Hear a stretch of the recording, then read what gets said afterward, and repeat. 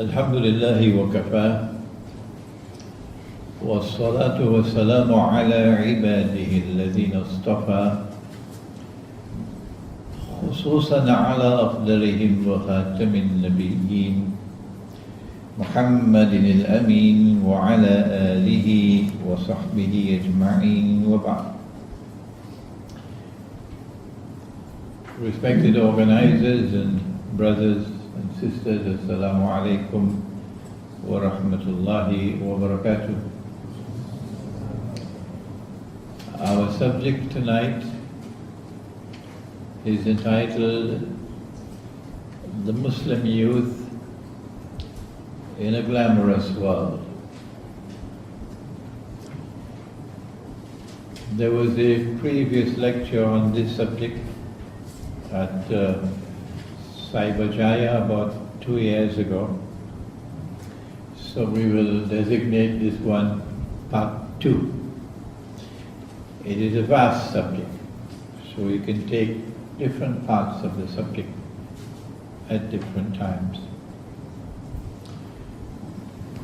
This is indeed a glamorous world. No teenager will dispute that. But the glamour is in the cities. The glamour is in the urban centers. No teenager who comes to the city wants to go back to kampung.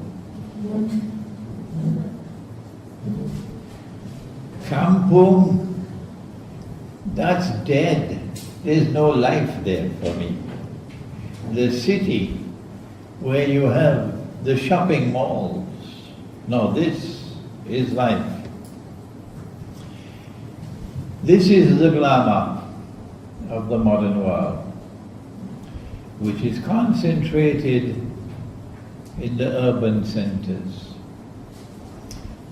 And something mysterious is happening in the modern world, which you may not be conscious of because you are so young. And my talk tonight is directed primarily to those young men and young women who are not as yet married, and I can see one or two in front of me who are not as yet married, or those who have just been married. I'm talking to you tonight. Something mysterious is happening in the world these last 100 years. And that is that, you know, the vacuum that you use to clean the house, it pulls all the dust. You've seen a vacuum, haven't you? Well, there seems to be a big vacuum at work in the world, sucking people from the villages, from remote countryside locations, and sucking them and bringing them into the cities, using every single trick in the book. And we're going to talk about some of those tricks tonight. Cleverly designed strategies. And as a consequence, today for the first time in human history, we have mega cities, 10 million people, 20 million people, mega cities for the first time in human history. And it is a perfectly legitimate question that you should pose to your scholar of Islam, your Sheikh, your Ustad, your Mufti, your Maulana. Ask him, what is it that explains this? You've been lecturing to me so much about wudu and salat and the fiqh. And thank you for those lectures. You've been lecturing so much about akhlaq and good manners, and thank you for those lectures. They are important to me. But I'm asking you, O scholar of Islam, I'm asking you, what is it that explains this mysterious vacuum at work, sucking people out of the countryside, out of Kampung, and concentrating them in the cities to such an extent, for the first time in human history, we now have mega cities. What is it that explains it? We have an explanation, and we've been giving that explanation now for 15, 20 years, but it's a lonely life, I tell you. When you teach the subject of Akhirul Zaman, it's a lonely life, because nobody else wants to come to teach this subject. Nobody. I wonder why. We say that this is Dajjal at work. So welcome to the glamorous world. The Prophet said, sallallahu ta'ala alayhi wa sallam, that Dajjal will come with two things. When last have you heard anybody saying this to you? When last have you heard a khutbah from the mimbar on Dajjal? When last? Why is Islamic scholarship so mysteriously silent on the subject? We question your integrity. Yes, we do. He said that Dajjal will come with two things, a river and a fire. But his river would be a fire, and his fire would be the cool waters of a river. And those who fall in his river, his glamorous river, will have their load of sins increased. And those who fall in his fire would have their load of sins decreased. He takes the road to Jahannam, therefore, and makes it look like the road to Jannah. And he takes the road to Jannah and he makes it look like the road to Jahannam. The mega cities are not emerging in a vacuum. No. The mega cities are evolving into centers of glamour. They are glamorous. Imagine a teenager from Kampung, and he comes to the city and he sees these tall buildings. MashaAllah, his eyes are going to open. Her face is going to be in a state of wonder. Look at these tall buildings.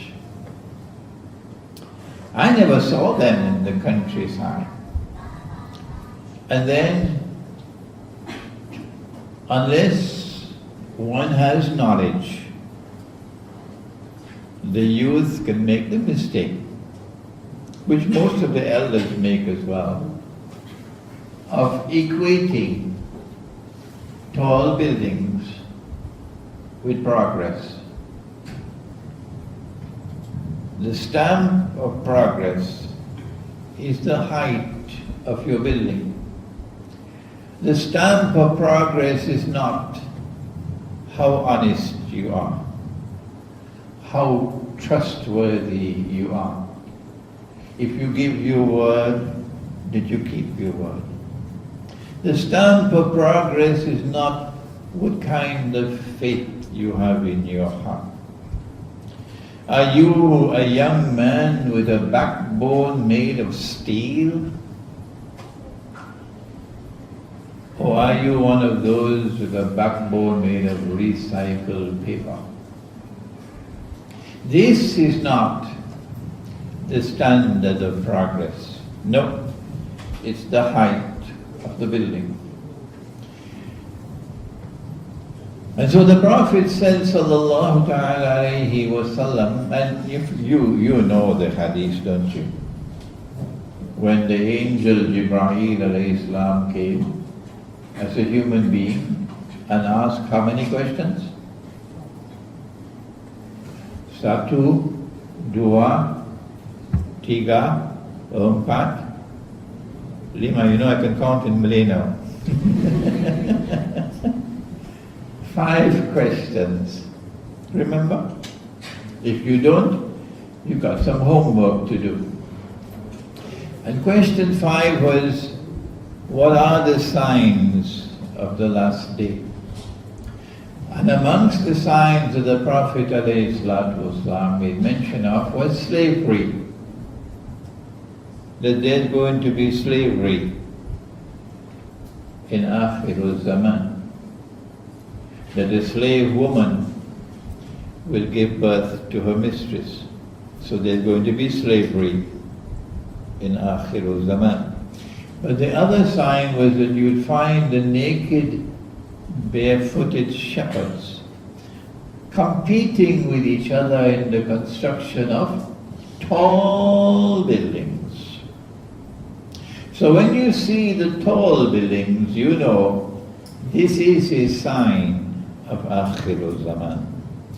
Dajjal is seeking to seduce you with the glamour of the city and its tall buildings, so that the heart of the teenager, the heart of the young man or the young woman would now be convinced that tall buildings are a sign of progress. But the Dajjal is sucking you into the city by other strategies as well. When last have you seen a shopping mall in a kampung? Huh? No. The shopping malls are all in the cities. And the shopping malls are becoming more and more glamorous. You take a trip to a shopping mall, my gosh, this is Jannah.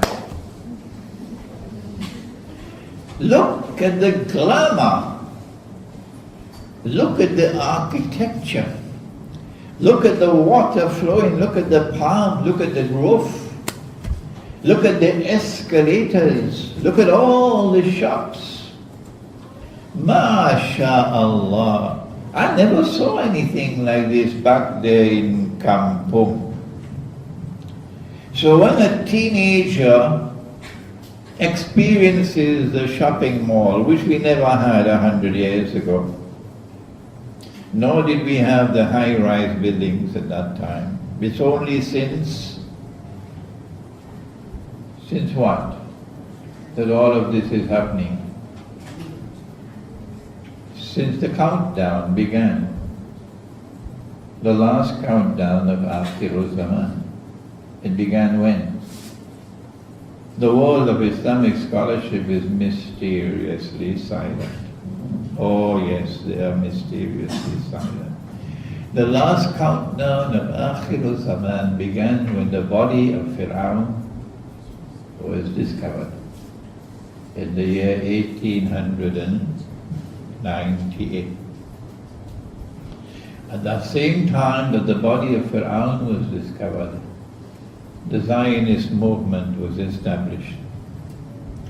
And Dajjal is now on his last lap in order to fulfill his mission of impersonating the true Messiah and ruling the world from Jerusalem and declaring, I am the true Messiah.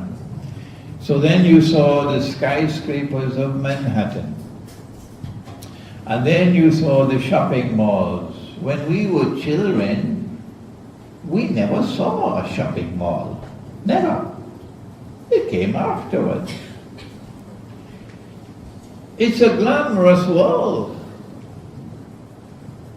There is something called television. You must have seen a television, have you?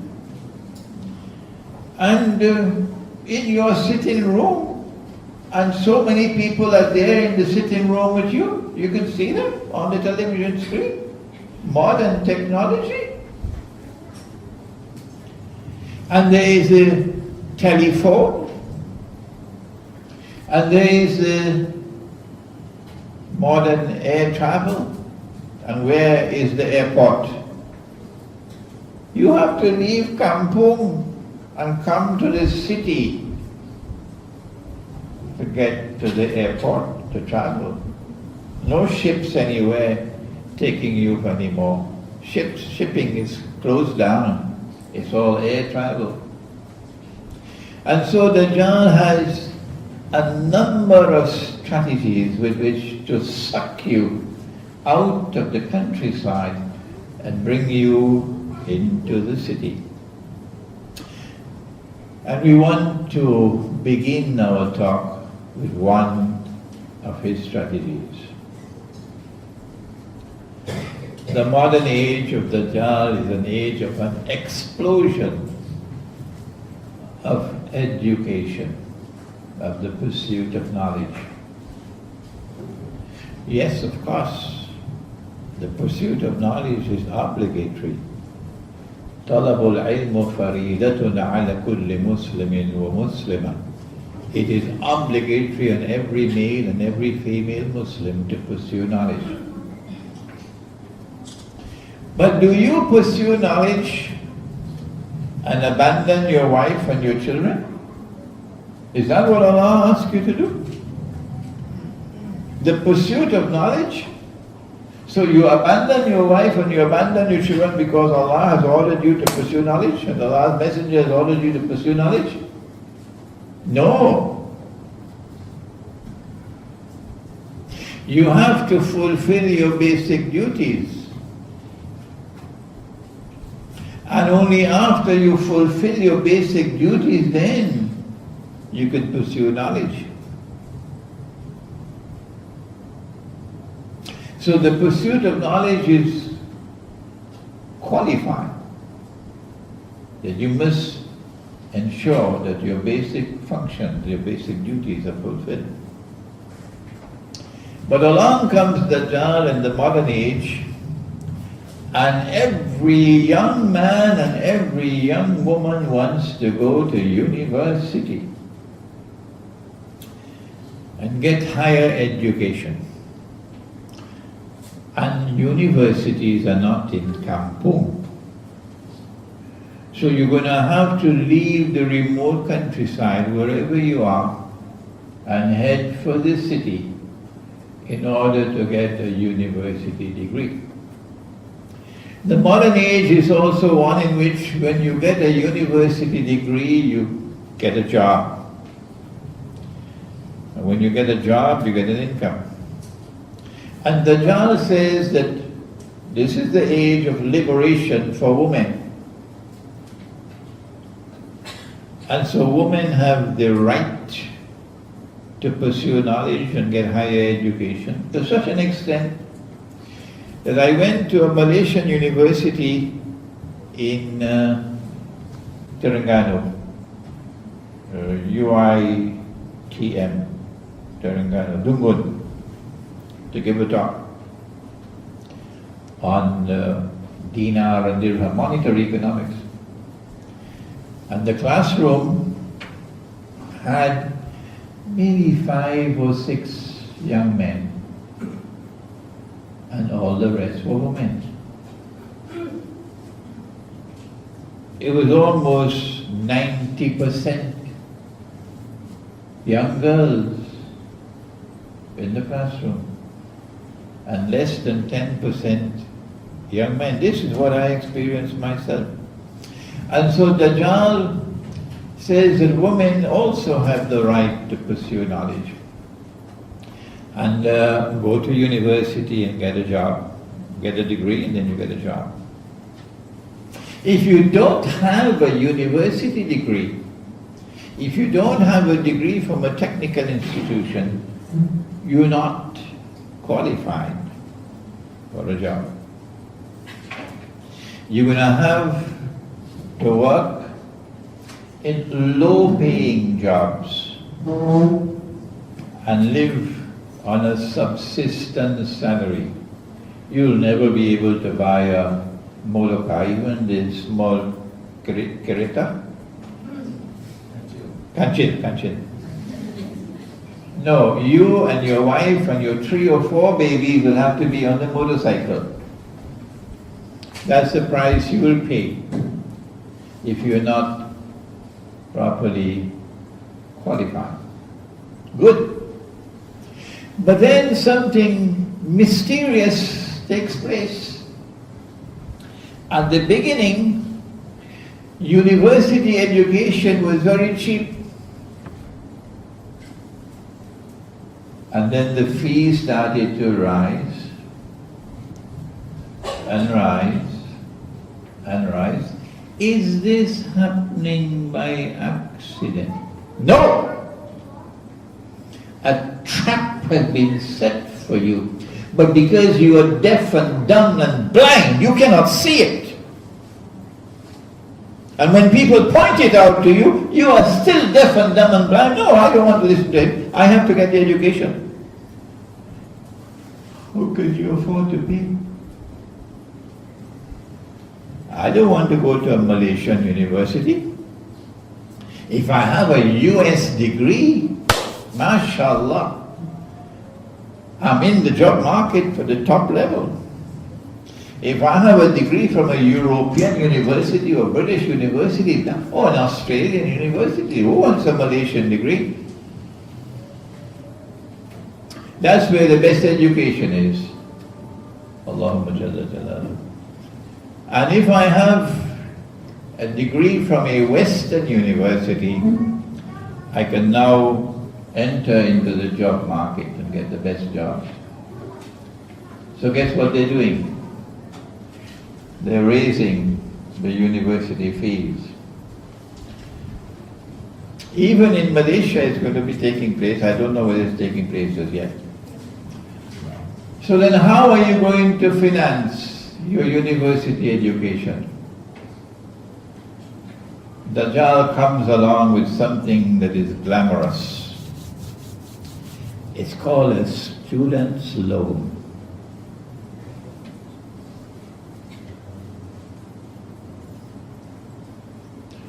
And it is repayable with an only small rate of interest. And you're going to get fatwa upon fatwa upon fatwa that it's halal. Yes. And so Dajjal sucks you in. Because what else can I do, Sheikh? I have to go to university. Don't you understand? I have to get an education, I have to get a degree, Sheikh. Don't you understand? Everybody else is doing it. If I do not have a degree, I cannot get a job. Don't you understand? Oh yes, I do. It's you who do not understand Dajjal's glamorous trap for you. You do not care that the Prophet sallallahu ta'ala alayhi wa sallam cursed. He cursed all four. And he said that they are all equally guilty. But you never hear that from the minbar. They have many other glamorous subjects to talk about, but they don't talk about this one. He said the one who takes riba, the one who gives riba, the one who records the transaction and the two witnesses, and they're all equally guilty. They would not talk on this subject because they would lose their popularity. There are people who measure success on popularity, and if you want to be popular, don't touch the subject of riba. Government of Pakistan, excuse me, the Islamic Republic of Pakistan has now come forward with a glamorous offer to the young men and women of Pakistan of student loans. Student loans with only a moderate rate of interest. Nabi Muhammad ﷺ said whether the rate of interest is small or whether it is great, the result is the same. Poverty, destitution, slavery. If you do not know the subject, then why don't you remain silent and seek knowledge from those who can teach you if you do not know the subject of riba? Shazli had a promise to fulfill. Where's Shazli? Outside. Yeah, to organize a seminar for me on riba where I can teach the subject for the whole day. So now, I'm not speaking to you here alone in this gathering. I'm speaking to all those who send their sons and daughters to Britain and to the United States and to France and to Germany and to Australia, and who cannot afford to pay university fees now because the British government is constantly raising the student fees, and who are now sucked into student loans based on riba. And when you have a student loan based on riba, you have the curse of Muhammad ﷺ upon you. And if you have the curse of a prophet upon you, you can perform your salat, it will not be accepted. You can fast in Ramadan, it will not be accepted. You can give charity, it will not be accepted. No matter what you do, it will not be accepted by Allah if you have the curse of a prophet upon you. This is part of the warning that we have to give to our young people, warning them of the dangers of the glamorous world. It's not just education and paying for your education with a student loan. It is that after you get married, you want a house. Who doesn't want a house? You want a car. And so the bank comes knocking at your door. The bank is making sijda in front of you, begging you to sign, to take a loan, to buy a house. Who wants to live in Kampung? No, a house in Damansara Heights. Who wants a little Kanchil? No, it has to be a nice Honda. And so you take a bank loan now to buy a house and to buy a car.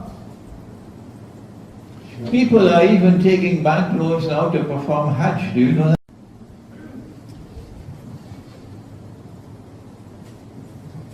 Everybody else have nice houses. Sheikh, you want me to go and continue living in a little run-down apartment? The choice is yours. It's a glamorous world out there. But inside of the glamour, there is poison. Poison. It is riba at work in the financing of education. It is riba at work in housing and in buying motor cars and other things. And if you end Surah Al-Kahf of the Quran answers you. In Akhirul Zaman, this is the road for survival. Allah says, بعد أعوذ بالله من الشيطان الرجيم واصبر. Can you help me? واصبر نفسك مع الذين يدعون ربهم بالغداة والعشي يريدون وجهه ولا تعد عيناك عنهم تريد زينة الحياة الدنيا ولا تطع من أغفلنا قلبه عن ذكرنا واتبع هواه وكان أمره فرطا. This is the answer. In Akhirul Zaman, you got to be careful. Who are your friends? Which company do you keep? Not any and everybody, no sir. The majority of people out there are going to be the people of Dajjal, dancing to every tune that he plays, as they're doing in Syria in their bogus Yankee jihad. This is Imran Hussein talking. The bogus Yankee jihad in Syria. This is Imran Hussein talking. Keep the company of those who call on their Lord mornings and evenings with love and sincerity in their heart, seeking Allah's face, meaning seeking Allah's pleasure, seeking qurba with Allah, seeking to please Allah. وَلَا تَعَدْ عَيْنَاكَ عَنْهُمْ, and do not let your gaze be diverted from them. تُرِيدُ زِينَةَ الْحَيَاةِ الدُّنْيَا, because you are attracted by the glamour of the world. Do not let your gaze be diverted from this group of God-fearing people because of the attraction of the glamour of the world. وَلَا تُطِعْ, and do not follow, do not obey, do not submit to those whose hearts we have caused to become negligent of our zikr, and as a consequence they pursue their own agenda. وَاتَّبَعَ هَوَاهُ وَكَانَ أَمْرُهُ فُرُطًا, and all their work will be in the garbage bin. That is the answer to your question. I think we've had enough questions and we're running out of time now. So if can we make a dua? ربنا تقبل منا إنك أنت السميع العليم وتب علينا يا مولانا إنك أنت التواب الرحيم. اللهم أنت السلام ومنك السلام تبارك ربنا وتعاليك يا ذا الجلال والإكرام. اللهم أرنا الحق حقا وارزقنا اتباعه وأرنا الباطل باطلا وارزقنا اجتنابه. اللهم أرنا الأشياء كما هي. اللهم إنك عفو كريم تحب العفو فاعف عنا يا كريم.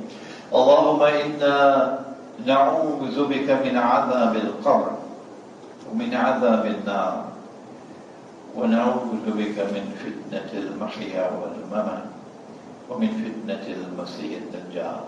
وصلى الله تعالى على خير خلقه محمد وعلى آله وعلى أصحابه أجمعين برحمتك يا أرحم الراحمين.